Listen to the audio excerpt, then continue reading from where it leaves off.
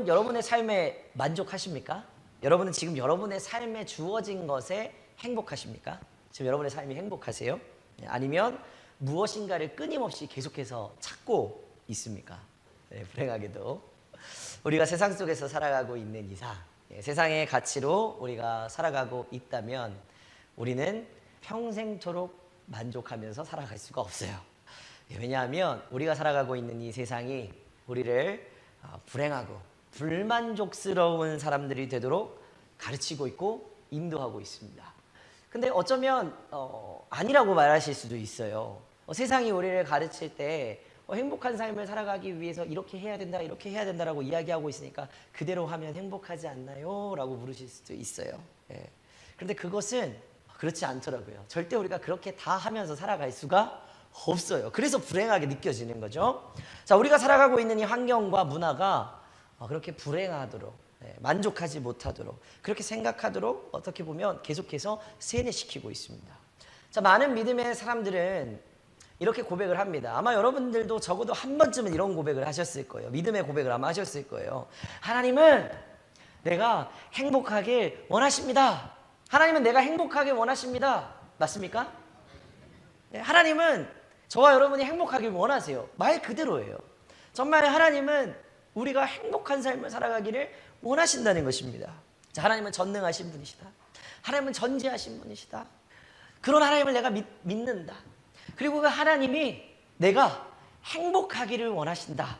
그래서 하나님을 잘 믿고 내가 하나님의 자녀가 됐고 쉬는 날 이 아침에 내가 시간을 구별해가지고 나와서 예배하고 그렇게 예배하는 삶을 살아가고 있는데 왜 여전히 나는 행복하지 않을까?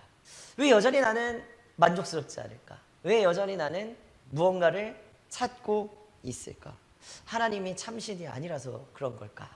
의문을 가질 수 있습니다. 우리가 추구하는 행복과 하나님이 우리 가운데 주시고자 하는 행복이 사실은 좀 다릅니다. 우리가 생각하는 행복의 가치와 하나님이 우리에게 주시고자 하는 행복의 가치가 다르기 때문에 거기에서 오는 괴리가 좀 있는 것이죠. 자, 신앙과 믿음 안에 있지만 여전히 우리는 우리의 행복을 나만의 방식으로 우리만의 방식으로 찾으려고 하는 유혹에 놓여 있고 또 그 유혹을 쫓아서 나만의 방식으로 또 세상의 방식으로 행복을 찾아가려고 노력하고 있습니다. 여러분, 우리가 집에 돌아가서 TV를 틀면 뭐가 나올까요? TV에서 제일 많이 나오는 게 뭘까요? 광고입니다. 광고가 하는 모든 내용은 딱 하나로 끝납니다. 뭘까요? 광고가 우리에게 주는 것은 그 광고를 보고 내 마음이 느끼는 것은 사고 싶다. 내가 저걸 사면 나는 행복할 것 같아. 기쁠 것 같아. 와, 좋겠다. 그래서 TV 광고의 모든 카피라이트의 그 결론은 뭐냐면 당신은 이것을 소유할 권리가 있습니다. 이것을 소유할 권리가 당신에게 있습니다. 광고의 모든 내용은 그거예요. 그러니까 이것을 사십시오. 그 권리를 누리십시오예요. 돈이 있는 사람이건 돈이 없는 사람이건 다 똑같은 광고, 똑같은 내용을 우리는 봅니다. 돈이 많은 사람은 살 수 있어요. 돈이 없는 사람은 못 사요. 거기에서 오는 불안감, 불만족, 불행. 정말 사고 싶은 게 있는데 못 사요. 때로는 눈물을 줄줄 흘러가면서 참죠. 그런데 정말 좋아 보이는 물건을 좀 무리해서 샀어요. 여러분 어떠실 것 같아요? 좋습니다. 무리가 된 거는 일단 제껴놓고 일단 그게 나한테 있다는 게 행복해. 막 좋습니다. 기뻐요.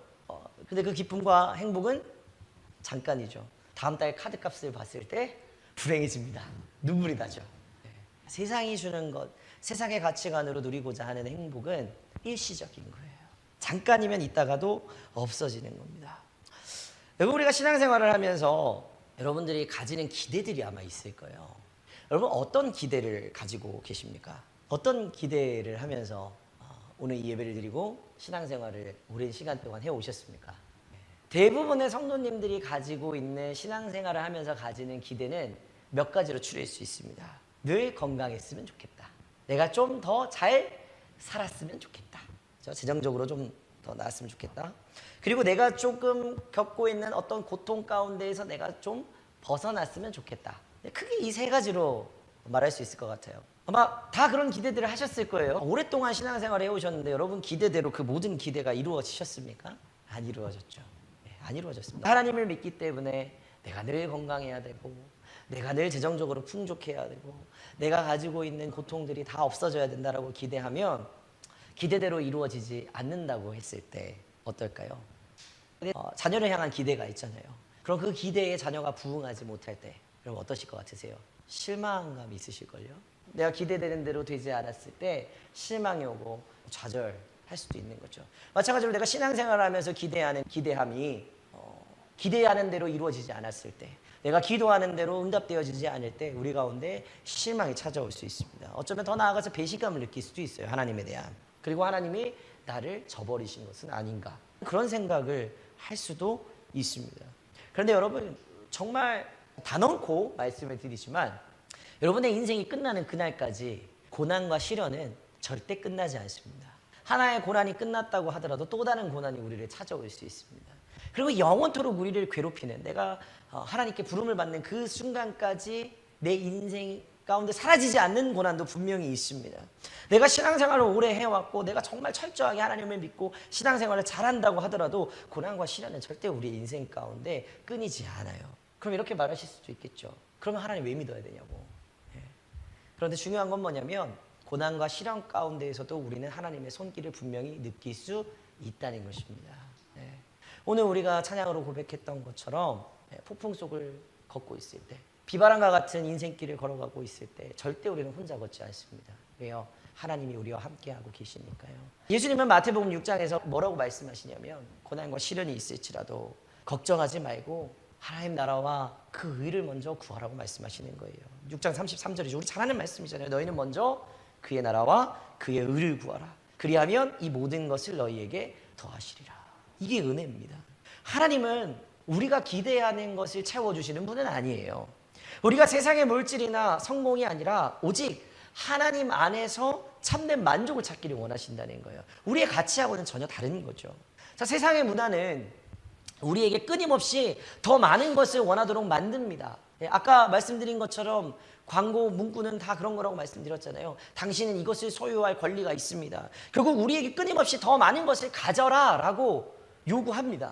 그러나 하나님은 우리의 마음이 하나님 안에서 참된 만족을 찾기를 원하시고 계신다는 것입니다. 오늘 사도 바울은 세상적인 가치관으로 잘 되기를 바라는, 내가 이것도 가지고 싶고 저것도 가지고 싶고 이렇게 되고 싶고 저렇게 되고 싶고 하는 그 모든 것들은 어떻게 보면 이기심이라고 말할 수 있는데, 이 이기심에 가득한 성도들을 향해서, 그리고 그런 가치관으로 가득 찬 세상을 향해서 사도 바울은 뭐라고 외치냐면 하나님의 은혜면 충분하다라고 외치고 있습니다. 여러분 정말 하나님의 은혜면 충분하십니까? 오늘 말씀 7절을 한번 보실까요?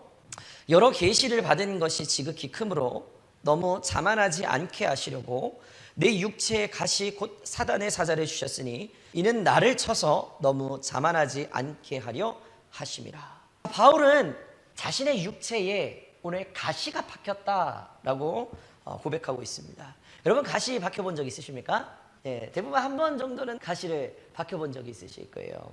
빼내려고 해도 혼자서는 절대 못 빼요. 이거 아파가지고.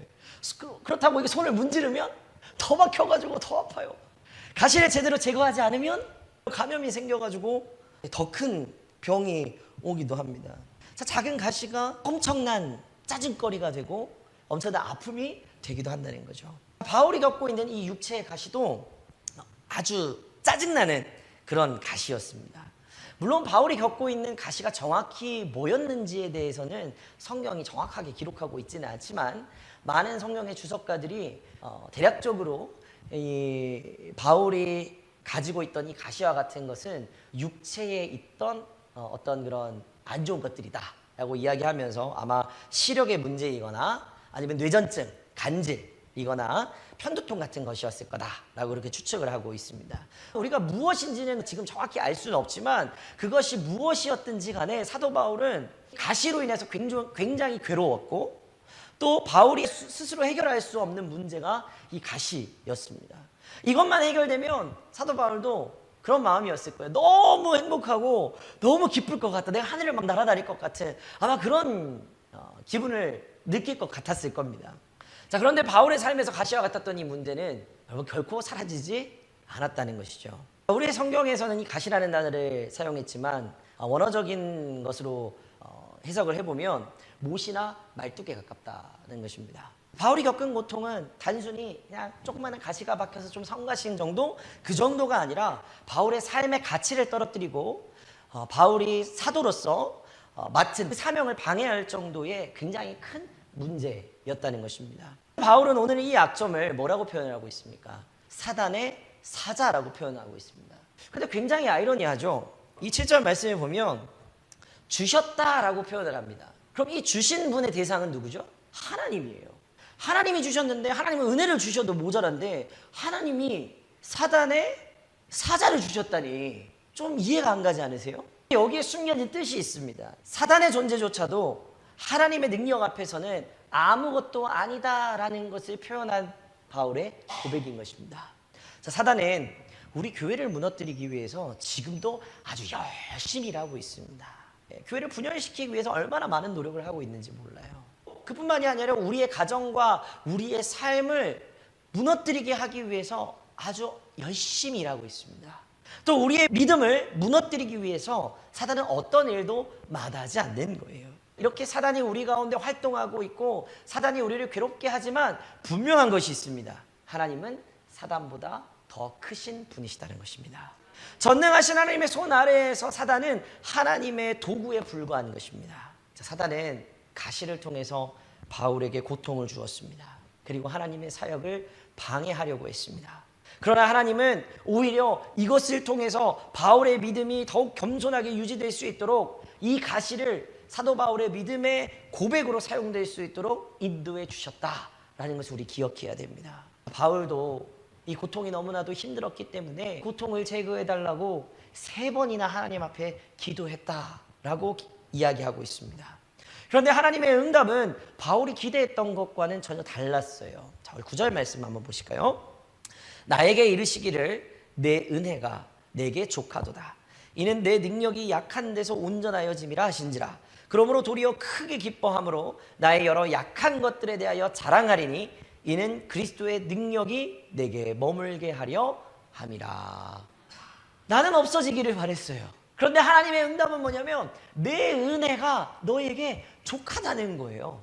바울의 이 가시 같은 고통을 통해서 바울은 고통으로만 끝내지 않았어요. 고통으로 하나님을 더 의지하게 됐다는 것입니다. 가시를 통해서 자신의 연약함을 깊이 깨닫게 되었다는 것입니다.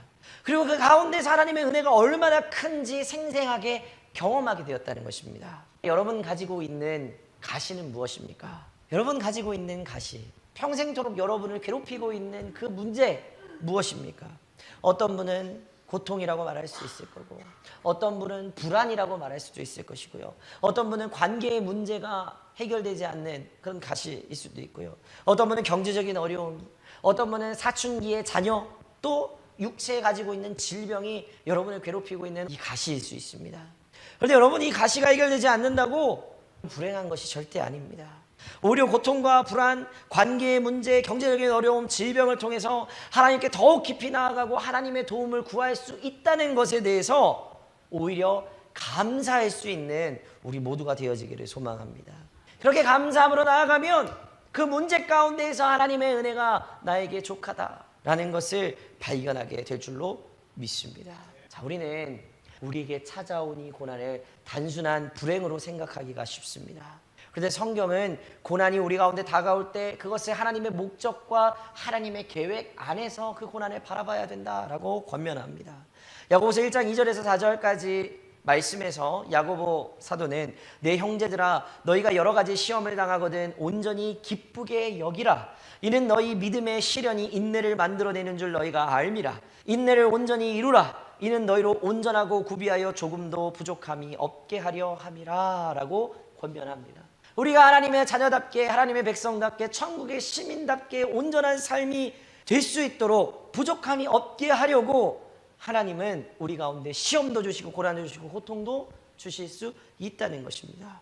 고난이 단순히 우리를 괴롭히기 위한 것이 아니라 오히려 고난을 통하여서 우리를 더욱 강하게 하고 더 성숙하게 만들기 위한 하나님의 도구로 쓰임받게 된다는 사실을 우리 가운데 알려주고 있는 말씀인 것이죠. 자, 바울은 하나님이 주신 특별한 은사가 있었습니다. 하나님은 바울에게 주신 이 특별한 은사를 통해서 바울이 교만해지지 않도록 오늘 가시를 바울에게 허락하신 것입니다. 하나님이 바울을 더 거룩하게 만들기 위해서 이 가시를 사용하셨다는 것입니다. 오늘 여러분에게 없어지지 않는 가시가 있다면 그 가시를 통해서 하나님께 더 가까이 나아가시기를 부탁을 드립니다. 그러면 그 가시 가운데 하나님의 능력이 반드시 드러나게 될 줄로 믿습니다. 바울은 하나님의 은혜가 자신의 삶에 충분하다는 것을 깨달았습니다. 고난을 통해서 자신의 연약함을 인정하게 됐고 그 속에서 하나님의 능력이 더 강하게 나타난다는 것을 경험하게 됐습니다. 10절 말씀 한번 보겠습니다. 그러므로 내가 그리스도를 위하여 약한 것들과 능욕과 궁핍과 박해와 공고를 기뻐하노니 이는 내가 약한 그때에 강함이라. 약한 그때에 강함이라. 여러분, 우리는 연약함 속에서 강함을 주시는 하나님의 역사를 반드시 발견해야 됩니다. 여러분, 세상에서 말하는 강함은 무엇입니까? 자신을 방어할 수 있고 스스로의 능력을 증명하는 것이 세상에서는 강함이라고 이야기합니다. 강한 사람이다. 그런데 진정한 강함은 무엇이냐면 자신의 연약함을 먼저 인정하고 하나님을 의지할 때 경험할 수 있게 되는 것, 그것이 바로 진짜 강함입니다. 바울이 고백한 것과 같이 우리가 하나님의 은혜를 경험하며 나아갈 때 우리의 연약함은 오히려 하나님의 능력이 드러내는 그런 귀한 도구로 쓰임받게 될 줄로 믿습니다. 우리가 강하고 우리가 세상적으로 봤을 때 잘 되고 무언가 완벽하다면 하나님은 거기에 드러나지 않습니다. 그러나 내가 연약하고 내가 부족하지만 내가 할 수 없는 일을 이루어냈을 때 거기에 하나님의 능력과 하나님의 은혜가 나타나므로 하나님의 강함이 우리를 통하여서 드러나게 되는 것이죠. 자, 하나님의 은혜는 단순히 우리가 세상을 살아갈 때 그냥 조금 더 견딜 수 있도록 해주는 것, 그것이 은혜가 아닙니다.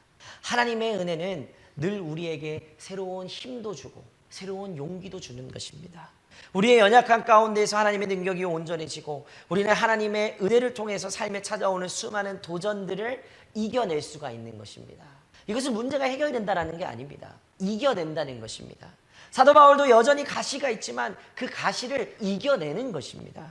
여러분이 경험하고 있는 가시가 사라지지 않습니다. 우리가 기억해야 될 것은 항상 하나님의 은혜는 우리 가운데 충분하고 그 은혜를 통해서 우리는 그 문제를 이겨낼 수 있다는 것입니다. 하나님의 은혜는 우리의 고난 속에서 더 빛나게 되어 있습니다. 고난은 우리를 연약하게 만듭니다. 그러나 그 연약한 가운데 우리는 은혜를 구할 수 있고 그 은혜가 우리를 더욱 강하게 만들어 하나님의 능력이 분명하게 나타나게 된다는 것을 여러분 잊지 않으시기를 부탁을 드립니다. 다시 한번 묻습니다. 여러분의 가시는 무엇입니까? 여러분을 괴롭히고 있는 사람, 상황, 질병, 어떤 것입니까? 그러나 그 고난들은 여러분 하나님께서 허락하신 것입니다. 여러분의 삶 가운데에서 일하시고 계시다라는 증거가 된다는 것을 여러분의 삶을 통해서 증명해내시기를 부탁을 드립니다. 하나님은 결코 여러분이 불행하게 되기 위해서 그 가시를 주신 것이 아닙니다. 하나님으로부터 멀리 떠나게 하려고 그 가시를 주신 것이 아니라는 것을 기억하시기를 부탁을 드립니다. 그 고난과 그 가시를 통해서 여러분을 믿음 안에서 더 가까이 이끌려고 하신다는 것을 믿음의 눈으로 바라보시고 또 믿음으로 고백하게 되시기를 부탁을 드립니다. 여러분 가지고 있는 그 가시 여러분만 가지고 있지 않습니다. 우리 모두가 다 그런 가시를 가지고 살아갑니다. 가시는 때로 우리를 괴롭히고 우리 가운데 의문을 품게 만들지만 그 가시를 통해서 하나님의 은혜가 얼마나 충분한지를 우리는 분명하게 깨닫게 될 줄로 믿습니다. 하나님의 은혜는 우리 고난 가운데서도 충분하고 그 은혜는 우리를 붙들고 하나님의 품으로 우리를 인도하여 줍니다. 이제 우리가 해야 할 일은 먼저 우리의 연약함을 인정하는 것입니다. 그리고 그 가운데에서 하나님의 은혜를 찾으시기를 부탁을 드립니다. 하나님은 우리를 사랑하시고 우리의 삶을 은혜로 반드시 이끌어 주실 것이고 반드시 우리의 삶을 강하게 하실 줄로 믿습니다. 고난이 있을지라도 그 가운데서 하나님의 은혜만을 붙들고 그 은혜 속에서 참된 평안을 누리시게 되시기를 부탁을 드립니다. 연약함을 통해 하나님의 은혜를 알고 하나님의 은혜로 강해질 수 있음을 고백하며 오히려 하나님께 감사하시기를 부탁을 드립니다. 오늘 사도 바울과 같은 이런 고백이 정말 약할 때 강함이라 라는 이러한 고백이 여러분의 삶 가운데 넘쳐서 하나님의 영광의 빛으로 빛나는 귀한 삶을 살아내시기를 주님의 이름으로 간절히 축원합니다. 기도하겠습니다.